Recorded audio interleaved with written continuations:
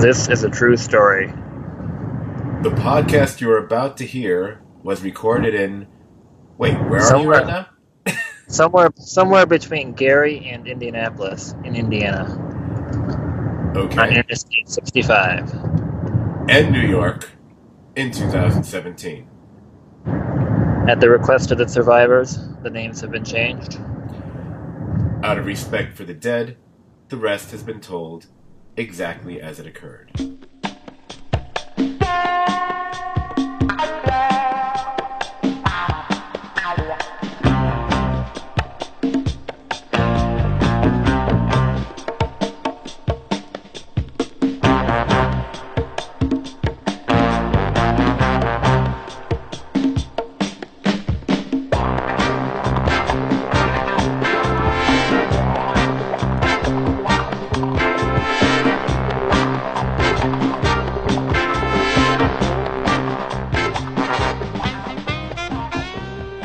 Welcome to the Serious TV Drama Podcast with Scott and Dan.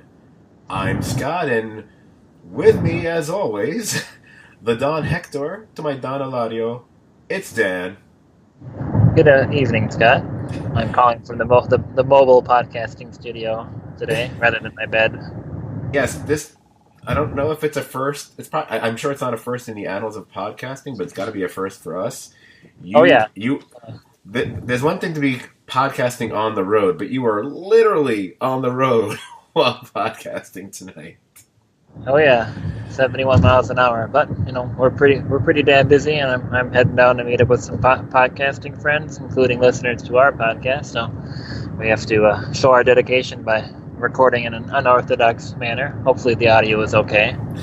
Yeah. If not paying for it, so fuck it. There you go. And there you go. How long did we get to our first curse word? Yeah. any odd audio you'll hear that's not on my end for a change will probably be just the rushing of the road as Dan drives to Indianapolis, I believe, at this point. Yep. All right. So the one good thing about you being on the road and feeling the pacing of it probably means I should get things started pretty fast here.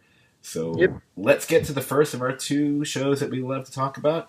On what I forgot to say is actually the Better Call Fargo edition of the Serious TV Drama Podcast. I can't believe I forgot that. Kind of going mostly noteless here, so what do you expect? But the first one we talk about, it's going to be Better Call Saul.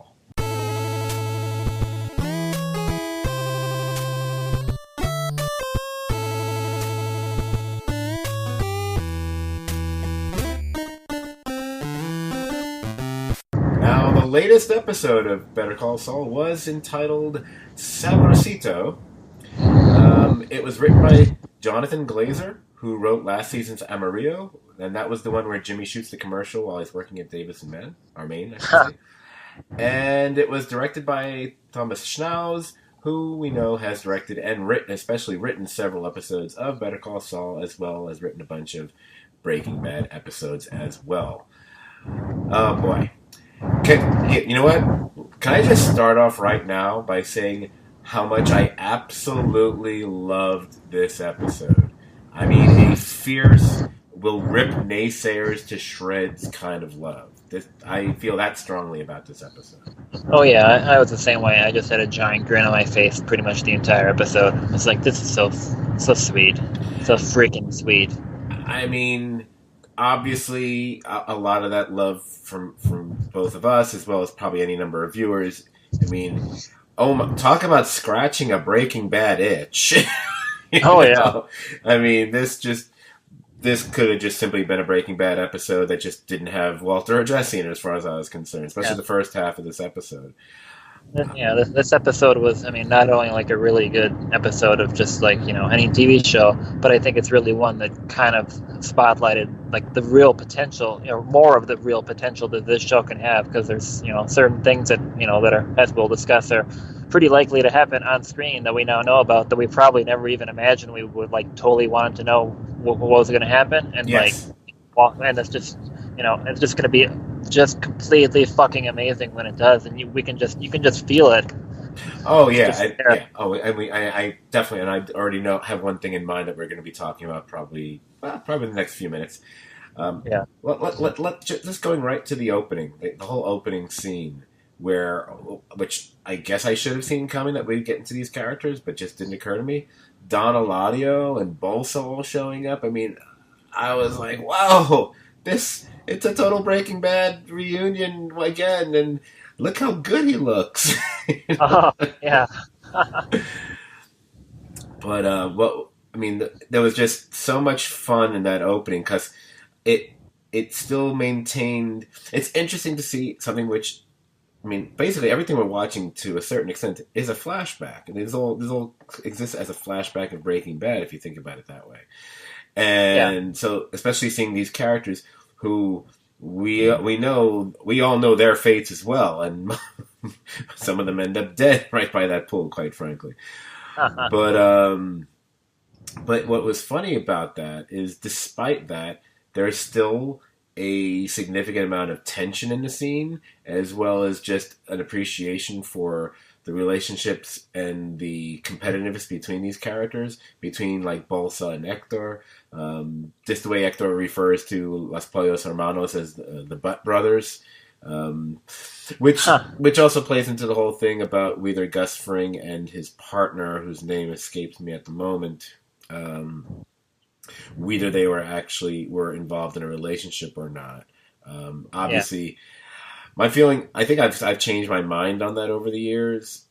I think just because Hector seems to keep making comments about it makes me think they weren't. That they Hector's just an asshole and just like assumes that because he's just, spiteful and childish. So maybe it's true, but more likely not. It could just be Hector just being a freaking prick. Yeah, I think it's not true. I think I heard somewhere that Giancarlo Esposito himself didn't actually think that was the case. But of course, he's not the writer, so he doesn't know for sure. But and apparently, I think even the person that Hector brings to the poolside to meet Don Eladio when he had taken over the ice cream place. Yeah, that's a character we also see in the second season of Breaking Bad, if I'm not mistaken. I think right. Yeah, he was involved in some of the Mike shenanigans when Mike was having some truck stuff going on. I think. Right. Yeah. And wait, did I say second? Probably not the second season. In some season, I forgot. Yeah, that would be season 2. You're correct. Okay. Not sure. So, I mean, that was a lot of fun, but it was interesting because I felt like the first half of this episode, and by the way, watching the counter, this episode is almost neatly divided, almost directly in half. I mean, it's almost bizarre how precise it is. I would love to see the script to see if actually the number of pages is almost equal from the first half to the second half. I suspect it very well might be, especially since they didn't do much in the way of or any kind of montage, would eat up time in an episode, but not eat up time on a printed page. Right. This was really wow. If people were missing Gus Fring, they certainly got a lot of Gus in this episode. Yeah. But I what was fascinating about it is up until this series, Gus Fring to us has been basically a villain. He's a bad guy. A different kind of a bad guy than some, but he's very much an antagonist in Breaking Bad, leading to one of the most satisfying season finales of any show, as we all remember, his eventual fate there. But it's fascinating to watch him specifically. I mean, he did have that one episode in season 4 where we got the flashback and we saw what had happened to him with Don Eladio, which might have been the only sympathetic note that we ever got for Gus Fring that season. Salute. I think it was that episode. Yes, that was, you're right. I think that's the only time in that season where he was, kind of a good guy. I mean, he tended to have some good relations with Jesse after that point. But you could just tell he was just, using Jesse and just, for the most part. So we really didn't trust him. But in that episode, I mean, he wasn't the big bad. He was the enemy of my enemy. Exactly. But what's interesting here is he's used so much, and whereas we've seen Gus Fring used a lot before in Breaking Bad, but it was always interspersed with a bunch of other things. Here, it's it's almost consistently all about his story in that first half hour for the most part. it makes him an interesting character because I don't want to say sympathetic exactly, but oh my god, you kind of find yourself kind of rooting for Gus Fring. Yeah. And all of a sudden you flip the dial to Breaking Bad, like you can't root for Gus Fring. Yeah. That's inconceivable.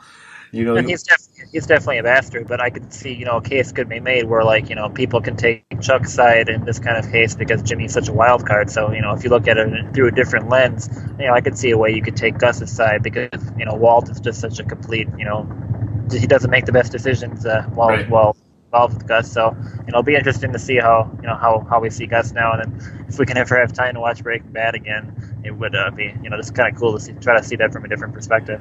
Yeah, I'm definitely going to try to make a point this year to finally do a true rewatch of Breaking Bad. I mean, I've literally got 2 different sets that have not even had the shrink wrap taken off them. They've been sitting here that long.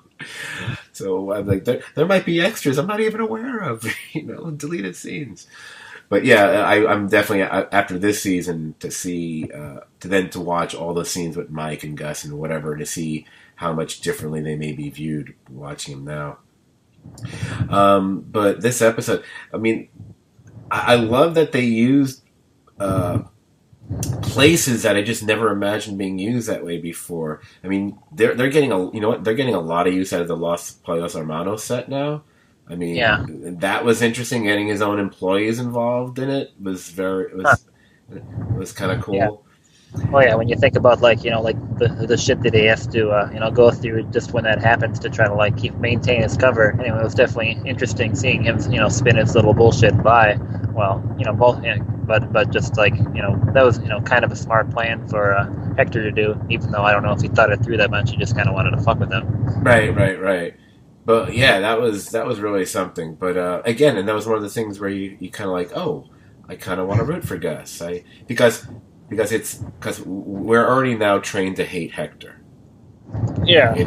So it's like you were saying, like the enemy of my enemy kind of thing. It's like, oh, so naturally we have to root for Gus against Hector because Gus and Mike are right now they're sort of on the same side, and when they had that great scene together, and that was really nice to see those 2 actors have a scene, without any bodyguards or anything else going on around them. And I love the planting of the seeds there, Yeah. Oh, yeah. They've really laid it out. I mean, you can just tell. I mean, we don't know what they're going to do, but we know what they're going to do something, and they've really, really set it up nicely here. And it's going to be interesting to see, right now we're kind of rooting for Gus, to get some revenge on Hector. But there is a point in Breaking Bad where we want Hector to blow Gus's ass up. Yeah, it's crazy.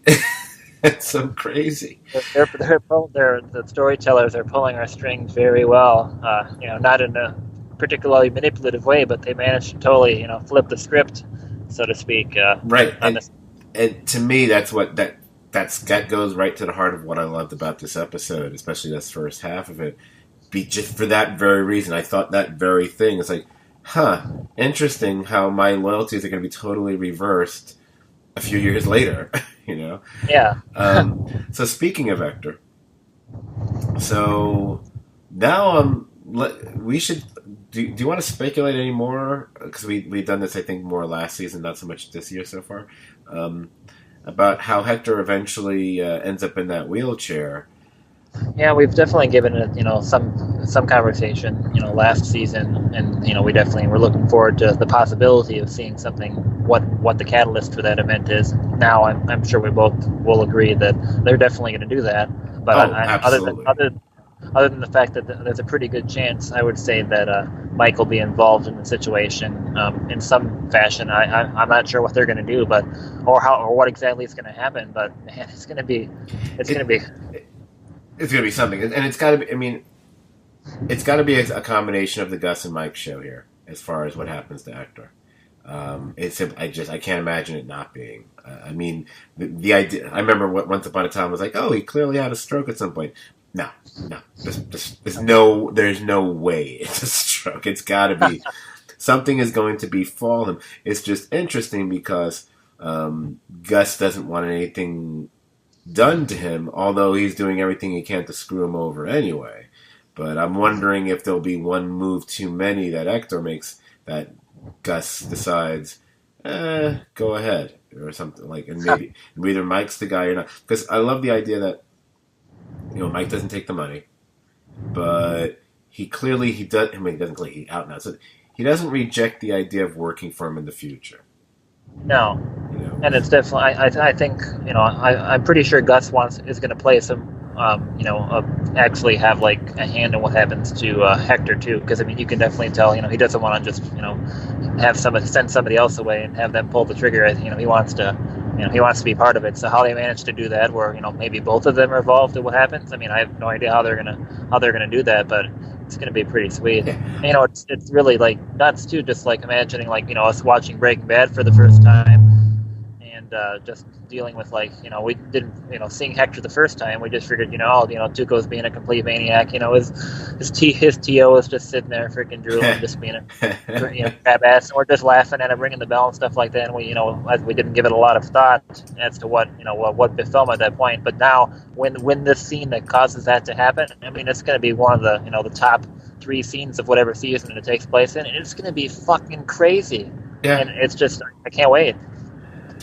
Oh, that's right. You know what? I keep forgetting that at some point Tuco could still show up again at any point in time in the show. Yeah, because he's kind of one of the connective pieces again. I didn't even oh man, I guess there's no way that he would probably have a scene between him and Gus because they're too far apart on the food chain. I don't think that would ever happen. Victor maybe we see Victor in this episode a couple times. At least one time. Nice Breaking Bad callback or call ahead, maybe, just to the that kind of technique that they used before, just throwing some money at somebody. So right. Yeah, there's. By the way, just flipping the page back to the opening. The whole thing with the money was just great.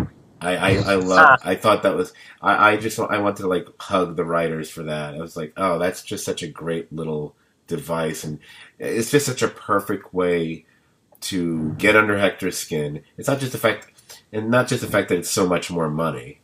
Although then you get mine's bigger than yours kind of a situation. Yeah. But the perfect and precise way it's wrapped, which. It's just totally a Gus Fring kind of thing. The way he presents himself, the way he speaks, he would never just dump out a duffel bag of rolled up 20, hundreds or 20s or whatever the fuck it is. Of course, he would do it that way. And then you look at that, and you think, and you fast forward to Breaking Bad, and remember that I start thinking about Walt's storage locker with all the money all neatly stacked like that and stuff. So, yeah, I got a big kick out of that. Yeah, that was a great way to establish the tension for the episode that they will continue to let simmer until it pays off. But yeah, it was just so good. Don Eladio just being a complete asshole. Just pushing his buttons and just being such a slime ball, but doing it in a really passive aggressive way, a little bit aggressive here and there, and it's just. It's great. I love that. Yeah. Watching seeing Mark Margolis. Is acting, where he didn't say a lot during that scene, but you could just see, just his pride and it being wounded and how angry he was getting there, and it just, was really nicely done. Yeah, and he has to find someone else to take it out on. So then he tries to. That's his whole muscling in on Fring and that whole thing with the cigar and everything, which was great because you start trying to figure out what's the dynamic here, and in this situation, yeah, Hector is still higher on the totem pole, of course he is, but Fring's going to do something about that. So very cool. So let's switch to the second half, and I like the idea that Mike, since as opposed to other episodes that felt somewhat split, obviously it's usually the Mike and Jimmy show.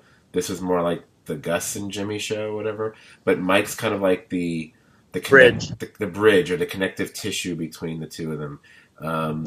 Because we can take one thing off our Better Call Saul bucket list or whatever you want to call it. Mike encounters Chuck. I love that. I love the whole routine. Him using the drill and literally driving Chuck away. And the fact of when he and Jimmy meet later on, there's I think there's a line he says about it was nice to fix something or fix something for a change. He said something like that. I think. I thought that was interesting because if you think about it, a lot of the stuff that Mike has done, either even before he got to Albuquerque, has been with the idea of fixing something. But and let's just say with varying results.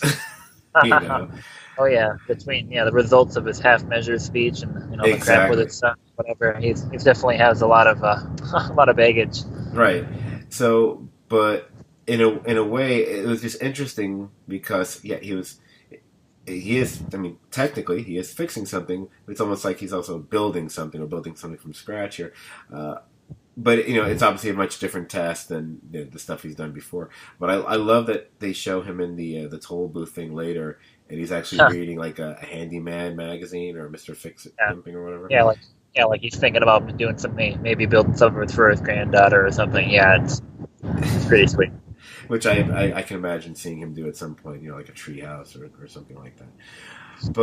But it's interesting so that it seems like there's always this situation between him and Jimmy where one person is ahead of the other in doing tasks for each other. So it's always about like making things square between them, which is a kind of a line that Mike uses, I think, as far as Gus is concerned or something. But but it was I still think it's funny that I can't. Mike doesn't act like he likes Jimmy very much at all. So you wonder how that working relationship really flourishes in the coming years. Because it's kind of like our podcast where, you're a little more serious and I'm just a fucking loose cannon jackass and, you grudgingly tolerate me. I think that's kind of the dynamic we have. If only I could talk as little as Mike, we'd have blessedly shorter podcasts as well. But you can't really just grunt or glower on a podcast, even though I'm very good at doing both of those, quite frankly, as people who know me in person can attest. But the fact that, I don't find it odd if Mike doesn't react to Jimmy, making a joke about something or being goofy or whatever. But just asking him a basic question, as he would answer in his future investigative role that he would have, he just wanted his opinion on his brother. What's your take on him? Huh. Because Jimmy's take is always going to be different than anyone else's because it's beyond bias. It's he's too close to it. So I would think I was feeling it for Jimmy a little bit, thinking that's frustrating. You couldn't just give him an opinion, give him a sentence. Huh. Yeah, I definitely thought he was trying to get Mike to validate his somewhat negative current opinion of his brother there. Right. Mike just wasn't taking the bait at all. Well, luckily Jimmy's got Kim for that, and Kim was again awesome in this episode. We see her, making call after call after call to try to track down whoever the contractor is that Chuck would have hired, who Mike obviously replaces. But I love the idea that the way this episode felt, the second half, I should say, specifically the Jimmy and Kim stuff, or the Kimmy stuff, if you want to be that stupid. It's kind of like they're doing the conning couple thing again. Yeah. Which now I'm drawing a blank on what those names were. They had the silly names. Giselle and Victor, I think. Yes. Oh, good. See, you're driving. You have your head and eyes on the road, and you're remembering things. I have a computer in front of me. I can't even look stuff up. Yeah, I kind of felt that because then you have that whole scene in the boardroom with Chuck and Howard, and then Miss Hay, whatever. I love the way that played out. And then what Kim does afterwards, but I'm trying to figure it out because clearly they've got a scheme. They're running a scheme here. Yeah. And to the point where she gets the information from Chuck, she gets it out of him that there is another copy. In fact, what they destroyed is technically the copy. The actual original is where the hell it is, whatever. Yeah. But I'm trying to figure out. Okay, they know that piece of information. And Mike took all these pictures of everything. But the people they're dealing with, including Miss Hay, already know Chuck's situation as far as how the house looks and whatever. So I'm kind of curious where this is going. What the actual scheme is. 'Cause that's what I can't figure out. And I'm just stupid. Unless they're expecting to be going before a jury, which it looks like that right now there is no trial. I mean, Jimmy signed off on everything. So and I love that I don't know what they're doing because it makes it that much more complicated. But right, I feel stupid for not. Hey, Frank, what is it? What are they doing? Oh, yeah. Can I look it up online? Yeah, I really appreciated how this episode was basically. I mean, like, we've seen a lot of episodes before where they, it's kind of like, they just split the story, and you got two episodes, but usually, one of them ends up getting a little bit of short thrift. But this was just like, both halves of the episode were just terrific. I mean, they didn't, not that they ever half-ass anything, but I mean, they were going, full out with both versions of the tale there. Right. Here, and what was nice about them is that even in episodes that we've liked a lot and that we would consider, very good or even great episodes, but we would still probably say, okay, but push comes to shove, I really kind of preferred this part more than that part, or maybe this part ran a little bit longer than it needed to, or vice versa. Well, first of all, like we said, they essentially cut the episode directly ahead. They saw that sucker right in the middle. I mean, I had the TV on. I noticed it was like at the 32-minute point or something when Kim appears on screen, and you can take out the first minute or so for the previously whatever, and the show and the episode actually runs about a minute or two long, so it was like directly at the midway point. It was crazy, but I was equally satisfied and enjoyed both halves, and I was actually worried when we switched to the second half because I was so into the Gus Fring and obviously it's the Breaking Bad nostalgia, which is really fueling a lot of that, I'm sure. Yeah. But then when just the stuff with Kim and Jimmy, I was already going ooh, and then but when Mike was involved, I was like, oh, I'm loving this, and for a moment there I thought, wait, is Mike gonna finally meet Kim? Is that gonna happen? No, not yet. Not yet. It's gotta happen. It's gotta happen. Yeah. Did you notice in the diner scene between Mike and Jimmy that I noticed it. There seemed to be maybe doing more Chuck having propane lamp foreshadowing because one of those pictures, it was pretty prominent on there. No, so, he even made a point of mentioning it. The fact it's on all the newspapers, or whatever. So. Yeah, you think Chuck might go bye-bye via fire? I think you've said that. I feel like you've said that in the past. Yeah, that goes all the way back to season 1, where I got the impression that and it could just be that they're using that as a natural light source to to have good lighting in the episode, and that's why it to be prominent. But I think there's a little bit more there than that. I agree. I think they even made comments, in the episodes about the oven and lighting it or something, if I recall. I think they definitely again, I hate to use the phrase twice, but I'm going to do it anyway. They definitely, I think, planted the seeds for something like that way back in season 1. I remember that. And I remember us talking about it back then, too. And, our 4 of our loyal listeners will probably remember that as well. But, yeah, really, really, really cool episode. I mean, we got the one storyline that's, really serious stuff, and we've got this little bit more mischievous Jimmy Kim doing something, which of course is going to be, create some serious drama, but it's a little bit lighter and more fun, and we just kind of want to see them, pull off some kind of caper, something from not like Ocean's 11 or Catch Me If You Can, but just kind of something that kind of right now feels like it has that kind of vibe where they're just going to run kind of a fun con, and we're going to enjoy watching it because we like both those characters. Right. It's nice. And exactly. And again, I love the fact that despite knowing what the far future holds, we still don't know what's going to happen in the immediate future for these characters, and I'm just enjoying the ride to get there. Okay. I think, speaking of the ride, as you take that next left, no, just kidding. We need to take a left or a right, I don't know. And we need to head down to Fargo.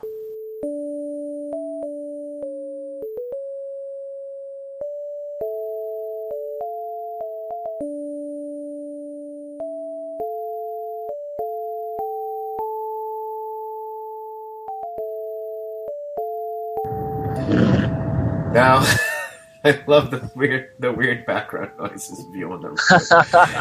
Okay, He's not clearing his throat. He's not farting. That's just weird sounds on the road. I don't think they're coming out of Dan himself.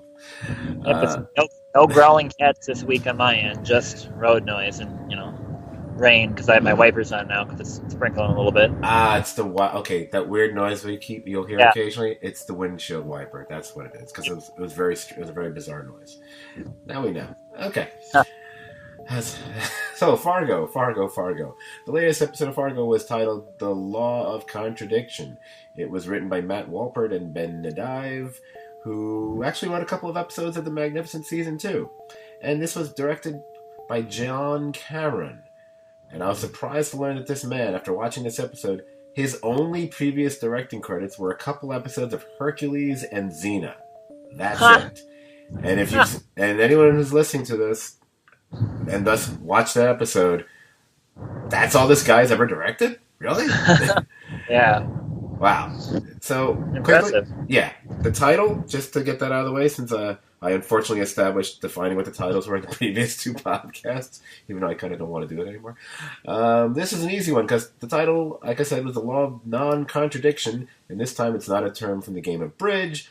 It's actually considered one of the second of three classic laws of thought, and this one being that contradictory statements cannot both be true in the same sense at the same time.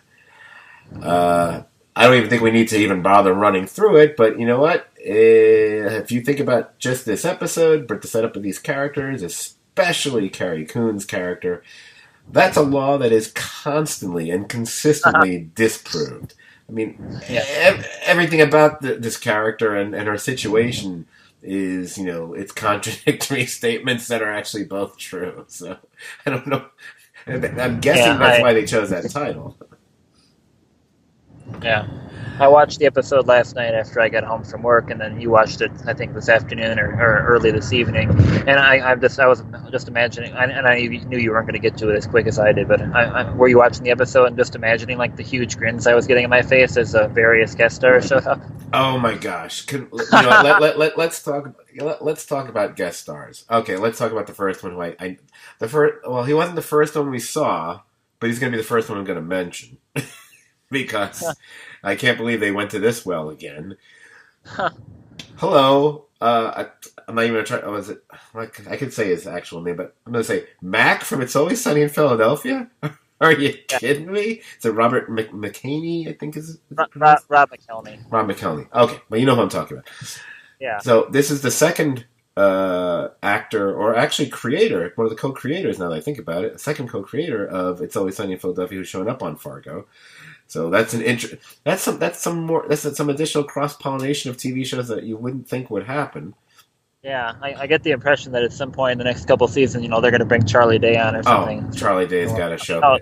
They're going to fucking do it. You just know they're going to. Or Danny DeVito. Oh my god. Oh my gosh. Can you imagine if Danny DeVito show up? What he could do with whatever fun, character they put together for him. Damn. Yeah. And, that's cool. And it's nice that totally could see it. But also, so you got him. Then the person I started speaking before you got a chance. You might have been your first go-to person.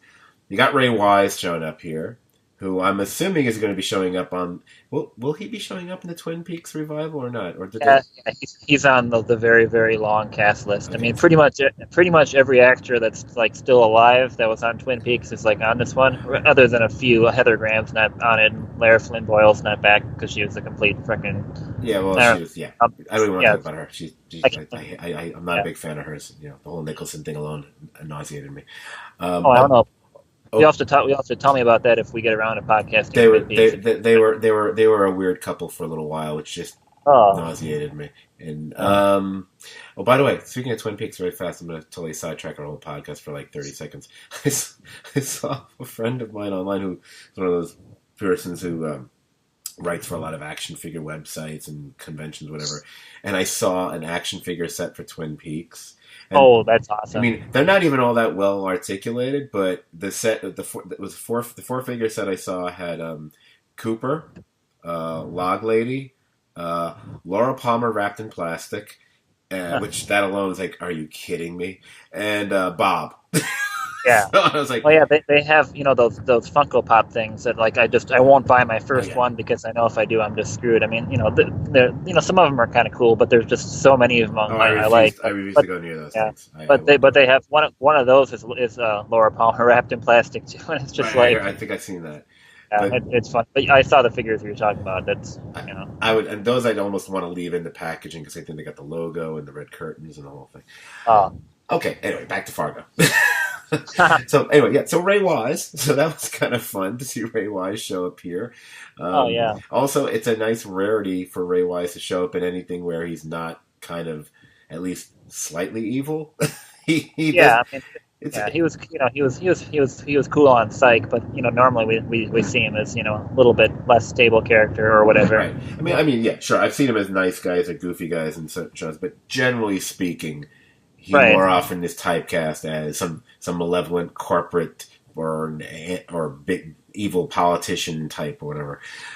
And another nice little piece of casting they did in this episode, which we might have neglected to mention if we didn't say it now. Not only do you get Frances Farmer in the episode, she's the waitress, the grown up.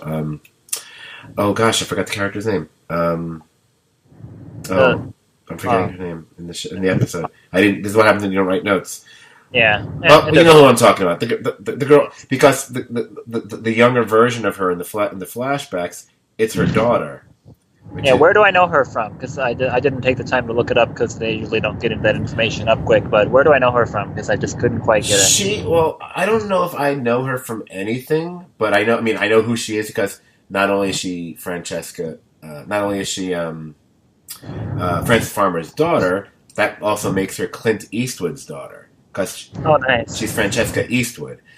So yeah, if you take a look at her and then you go look at Scott Eastwood, like Eastwood's got some good looking kids.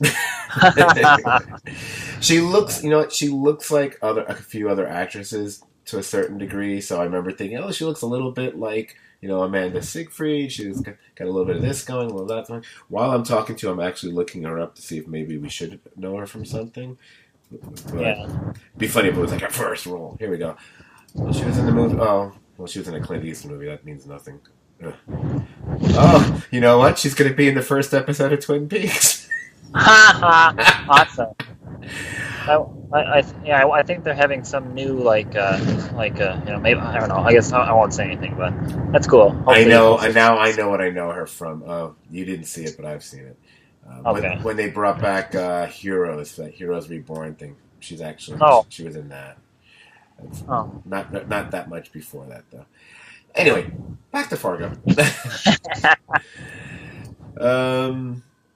So this episode, and I liked how a week ago, I guess it was a week ago, when we were talking about Carrie Coon and her character Gloria Bergel, but we were talking about Carrie Coon specifically, how it was funny how certain things that were happening to her character in Leftovers seemed to be happening to her character in Fargo. I think it was like issues with technology and things like that. I will also point out that on at least two occasions, but one where it was really with hardly anyone else in it, we had on the Leftovers you had episodes that were just all about the Carrie Coon character and abandoning the rest of the ensemble pretty much. Yeah. And I think this is the first time they've done that on Fargo, on any of the 3 seasons, where it really was just about one character, and we really didn't see any of the other characters. I can't remember it ever happening before. I don't think they had any, maybe I don't think they had any Just Lester episodes. I mean, maybe, but I don't. There's. I'm pretty sure they didn't. I'm gonna say they didn't because I think I remember that. And what's fascinating about this episode? Well, there's a lot of things fascinating about the episode. This episode really doesn't do anything in terms of forwarding the plot of the show. No. There's nothing you can say that happens in this episode that really moves anything forward other than and the only thing that maybe you can say it does is probably the only wacky coincidence I almost had to go, really? Oh, you know what? I love the episode so much I don't care. The fact that she spots the thing on the rim of the toilet that that Thaddeus is it Mosley? Thaddeus Mosley? Or is it Mobley? whatever, something. Yeah, Multi-channel. you people know what I'm talking about. Again, no notes.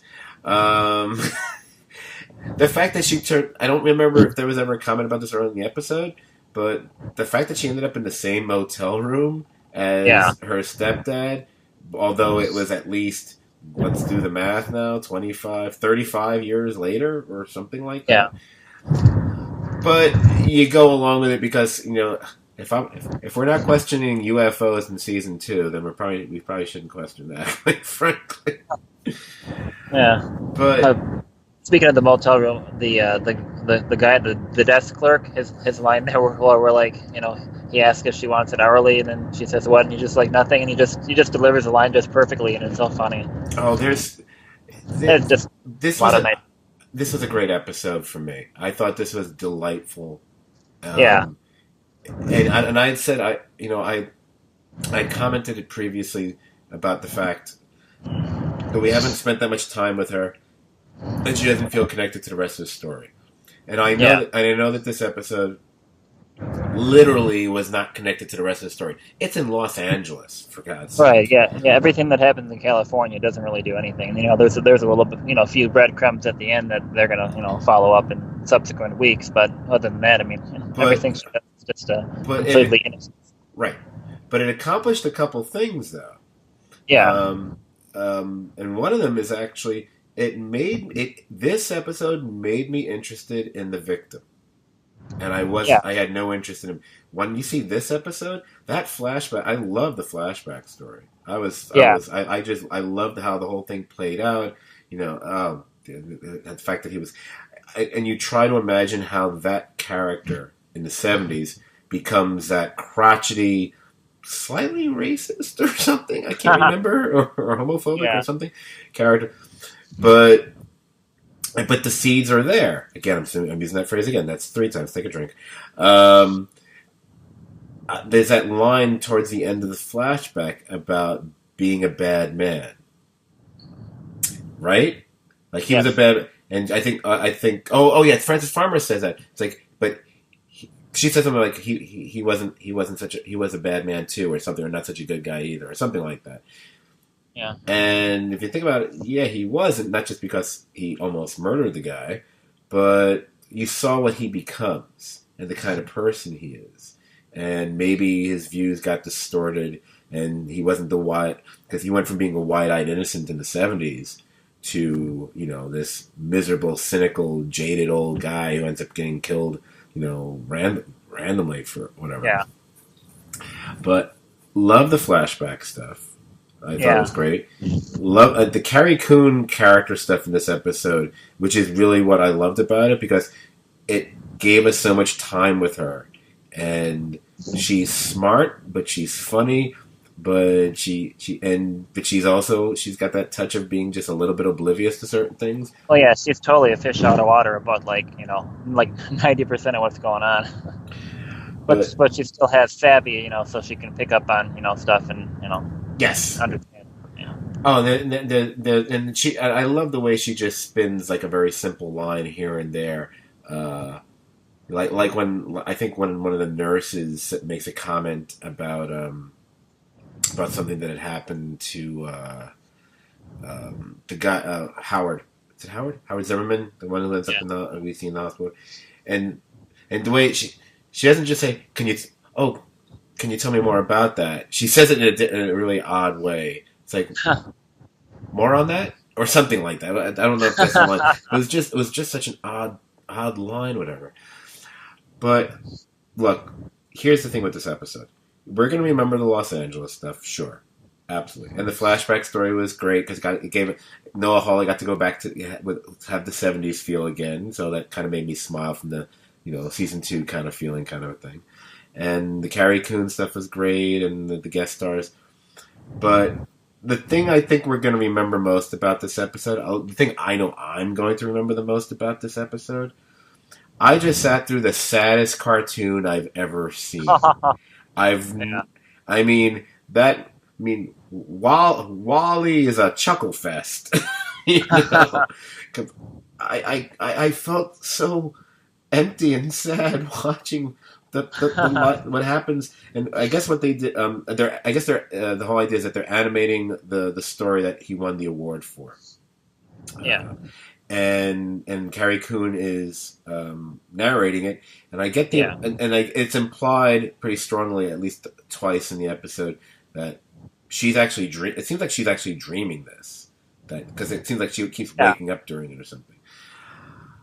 Oh my god, it's so horribly sad. I don't even know what to say about it. It's just. It's sweet, but it's so sad. And I'm wiping away a tear just thinking about it as we're speaking. That's how sad it was. How sad I am, I don't know. No. Yeah. But did you see that one coming? No, after the last couple of weeks, I didn't really know what to expect. But they definitely, this really felt more like a Legion episode than a Fargo episode. Yep. That it worked. I don't know if it's something we want to see every week on the show just to make it good, because then it would just end up being, I think we both want to have, both shows have their own feel, but when they kind of tapped into those stylistic choices this week, it really kind of worked. It worked very well. At least for us, I'm sure. Some people won't. I've not, because I didn't finish watching the episode until before 20 minutes before we got on the phone with each other tonight. So I have no idea what the critical reaction has been to this, or the social media reaction, or whatever. Obviously I was thinking Legion, because they had their own animated situations there, if I recall. Right. But the funny thing is and what made it such a glorious fusion of elements in this episode is, on one hand, you got Noah Hawley. I don't care if these other guys wrote it. I don't care if this other guy directed it. You're not going to tell me this isn't a Noah Hawley idea until I hear otherwise. It's got to be. So you've got the definite kind of the out of nowhere Legion kind of feel there. But good Lord, this kind of also brought back a lot of Coen Brothers stuff throughout the episode. Oh yeah. But I think there was that little bit of that feeling in the premiere as well. But I think I was just more enjoying it much more in this episode. I could feel the callbacks to everything from the original movie of Fargo to all these other things. You can kind of say, oh, that's kind of, that character kind of reminds me of something from, I don't know, like Barton Fink or something like that. Or her scene in the bar is like, what's her name? Frances McDormand's weird scene in the bar in the original Fargo. Just the whole awkwardness of it or something. Except the guy that at least McDormand was with, he's kind of a sad sack, whereas this character that It's Always Sunny plays here, and I did that because I still don't want to bother trying to pronounce his last name right now. He wasn't really that much removed from early seasons of Mac. It's Always Sunny. Of course, now that Mac is fully gay, not so much, but the early goings. Spoiler for Sunny fans who haven't watched the last season. No, but you're right. This definitely, it felt more, it also in a way felt more like a Fargo episode, and it just kind of, even though they changed up the way they did things this week, in comparison to the first two episodes, it kind of feels like those episodes were kind of, maybe trying a little bit too hard to establish a kind of cool environment for the show, and this one just kind of made it seem effortless. I agree. That's. It's always a problem when you watch anything. It's when stuff starts to feel just you're forcing things and you're trying to really. I will be, all open mouth and in awe of things when I realize that they have orchestrated things beautifully here, and I didn't realize what was happening as it was going on. And you can think of any number of shows where you've seen that happen, and episodes, and ones that we talked about already on this podcast as well as others. It's a problem when you feel there's a lot of effort going into moving pieces around the chessboard, so to speak. When you feel the hand of the writer. Yeah, it shouldn't, and I don't mind it if it's about a certain level of, say, character affectations or something like that. It's like, okay, he's he gave him a nervous tick or this or that, whatever. But when it's like, I believe there's just one too many machinations that, or one too many coincidences that need to happen for something to get to something. It's like the Rube Goldberg thing. And that's what I think that was one of my bigger problems in the premiere. I felt there were just too many things that had to happen to lead to what happens. And I at a certain point I was like, eh. And I know that's happened. I mean, even the original Fargo has an element of that, but I never felt like there was that many steps to get to where that led. And it felt like they had to do a lot. And my other issue, and I think we talked about it as well, I didn't believe that character would do the things that he did the way I believe, say, like Steve Buscemi's character would do what he does in Fargo or something. Or the character played by the actor whose name I also am going to forget right now, who always plays like the bad Russian guy on every other show I've ever watched. Peter Stormare. Yes, Peter Stormare, right. He's typecast, but he's great typecast. So there you go. Yeah. And at least, he tends to play, the same kind of guy. But, at least I enjoyed. I never finished the Blacklist, but at least when I saw him on there, I mean, it was a pretty decently removed kind of guy. Yeah, he was a lot of fun. And it's nice to see. Yeah. But so this again, we got an episode that it's almost like you just want to watch it just for the joy of watching this episode, and it's again. And maybe it's why it's nice that, to a certain degree, it's very self-contained, because it really doesn't impact anything beyond maybe the very end, where they figured out, they found the fingerprint, and it's this guy who got crushed by an air conditioner, and so got crushed in an air conditioner. It's the middle of December, why, quite frankly, most people take their air conditioners out of their window. I don't, but I know most people do, from what I understand. Yeah. Well, yeah. Speaking of that scene, did you see the news about Jim Gaffigan over the last week that kind of came out? No. What happened?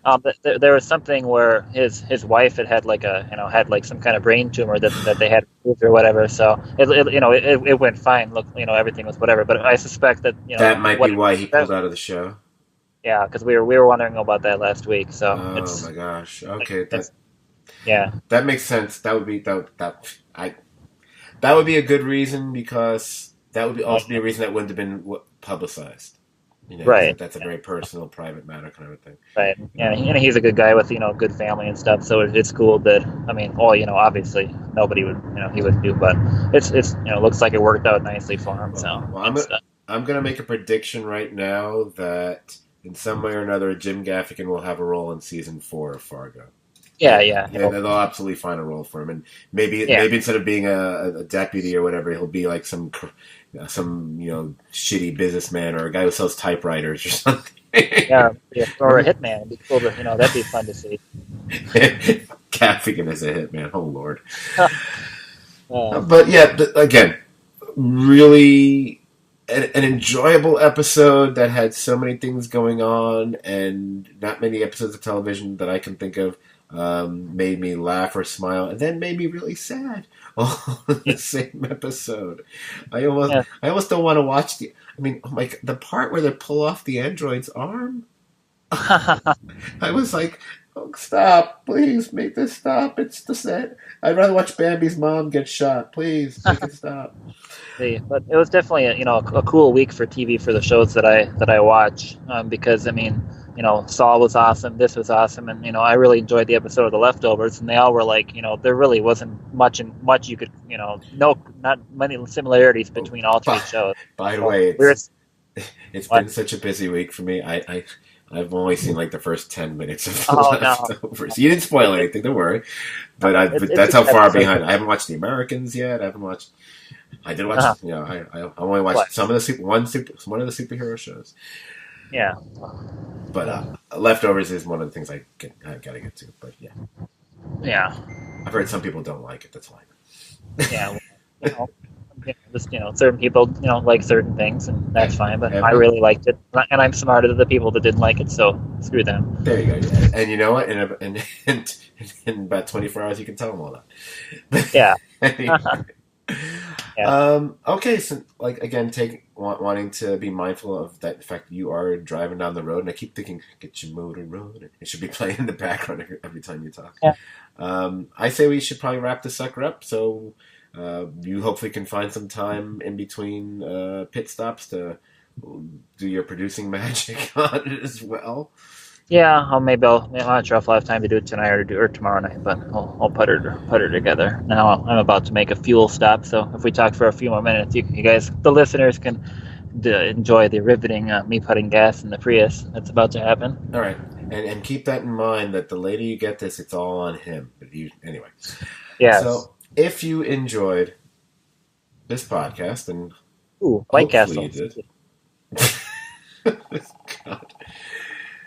Oh wait, I'm supposed to say it is a wrap up thing. All right, do we do it that way again? I don't remember. Now it's time for the wrap up. Silence. Music playing.